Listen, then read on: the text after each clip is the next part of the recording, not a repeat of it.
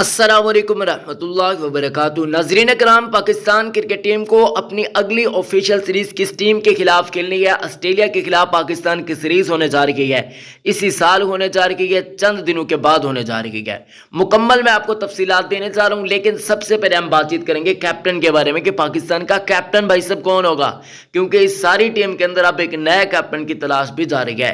Pakistan cricket board उस जानिब देख रहा है कि भाई साहब नया कप्तान किसको बनाया जाए। हालांकि बाबर आजम कैप्टन है, लेकिन बाबर आजम का टेन्योर जल्द एंड होने जा रहा है, जिसकी वजह से नए कैप्टन की जानिब नजरें मरकूज हैं। मैं आप लोगों से पूछना चाहता हूं, आप किसको पाकिस्तान का नया कप्तान देखना चाहते हैं? चाहे आप फेसबुक पेज पर देख रहे हैं या यूट्यूब चैनल पर देख रहे हैं, भाई सब कॉमेंट्स में अभी अभी अपनी राय दे दीजिएगा कि आप पाकिस्तान का कौन सा नया कप्तान देखना चाहते हैं।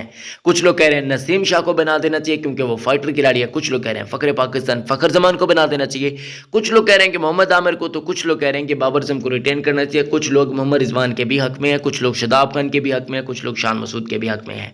बाकी आप लोग अपनी राय का इजहार कर सकते हैं।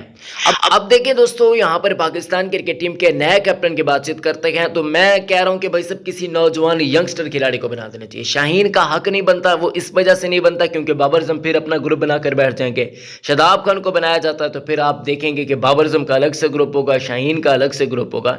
अगर आमिर को बनाया जाता है फिर इमाद वसीम, ये कंपनी पूरी आ जाएगी, तो फिर ये सारे ही मुखालिफ हो जाएंगे, यानी कि टीम के अंदर फड्डेबाजी हो जाएगी।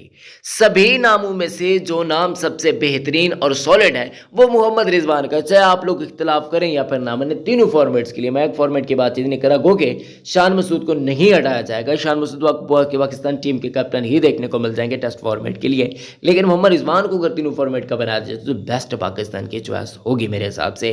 अब इस सीरीज की बातचीत करते हैं, हो सकता है मे बी कि इसी सीरीज के अंदर ही मोहम्मद रिजवान आपको पाकिस्तान टीम की क़यादत करते हुए देखने को मिल जाए। बाकी आप लोग अपनी राय का इजहार कमेंट्स में कर सकते हैं क्योंकि आपकी राय सर आंखों पर है।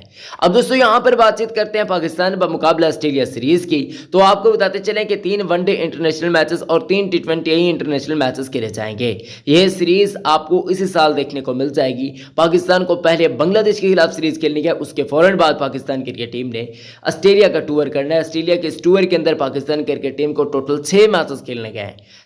टेस्ट मैचेस कोई नहीं किए, 3 वनडे मैचेस हैं, जहां पर आप लोग जानते हैं कि पाकिस्तान टीम काफ़ी ज़्यादा दिनों से वनडे मैचेस नहीं खेली, तो यहां पर 3 वनडे मैचेस आपको देखने को मिल जाएंगे। 3 इंटरनेशनल टी20 मैचेस भी आपको पाकिस्तान टीम देखने को मिल जाएगी।